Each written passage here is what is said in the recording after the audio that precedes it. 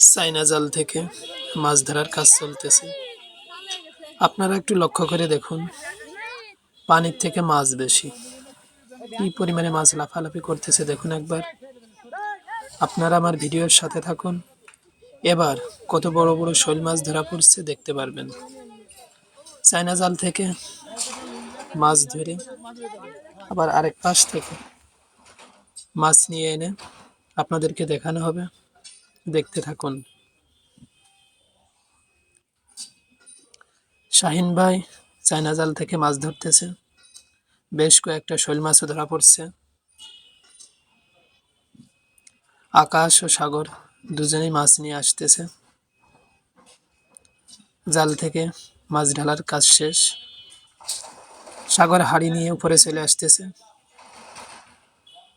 দেখি এবার কয়টা শোল মাছ পাইছে দেখা যাক। মাশাল্লাহ মাশাল্লাহ, অনেকগুলো মাছ পাইছে। এবার বেশ বড় বড় সাইজের শোলও ধরা পড়ছে 4-5টা।